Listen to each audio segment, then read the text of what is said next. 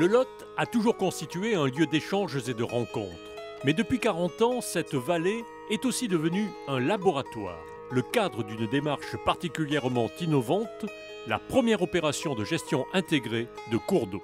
Centrée sur l'économie touristique, le patrimoine et l'environnement, c'est une véritable démarche de développement durable. Elle a permis de mobiliser tous les acteurs autour de la rivière, 5 départements, 4 régions, avec la participation de chacun, élus locaux et socioprofessionnels, usagers et riverains.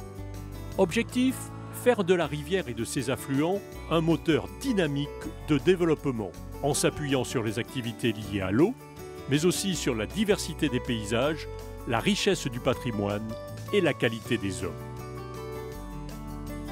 40 ans plus tard, la rivière défendue par tous ses pratiquants est ainsi devenue propre et preuve est faite que le Lot en bonne santé constitue bien un vecteur de développement irremplaçable.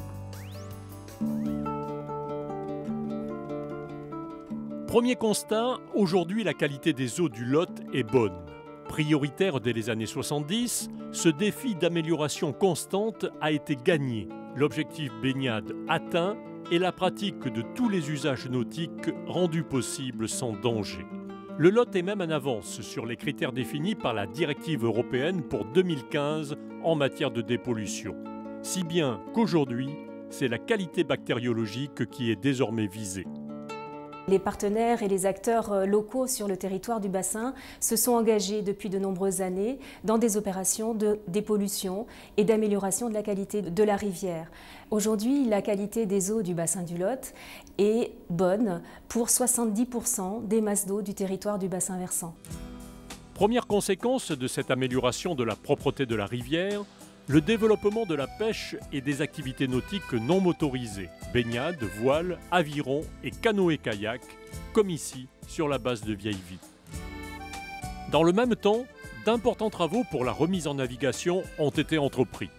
La rénovation des écluses anciennes ou la construction d'infrastructures nouvelles rendent le Lot navigable sur une longueur qui, à terme, atteindra 280 km. Mais d'ores et déjà, le Lot navigable, en interconnexion avec la Baïse et le canal des Deux-Mers, représente le plus grand bassin de navigation fluviale du sud de l'Europe, générant un chiffre d'affaires important pour une flotte qui atteint la centaine de bateaux. Deuxième constat, l'arrivée de ces activités touristiques liées à l'eau apporte aux régions traversées une richesse nouvelle. La spirale du déclin s'est inversée et l'on voit par exemple les haltes nautiques qui ont été aménagées en lien avec le commerce local donner un souffle nouveau à des villages qui redeviennent attractifs. Développer le tourisme grâce à une rivière propre, l'objectif, c'est de faire de la vallée du Lot une destination de niveau national et européen. La notoriété de ces produits touristiques permet aujourd'hui de projeter l'image de la vallée au niveau européen. Et la mutualisation des moyens contribue à mieux faire identifier le territoire à l'extérieur.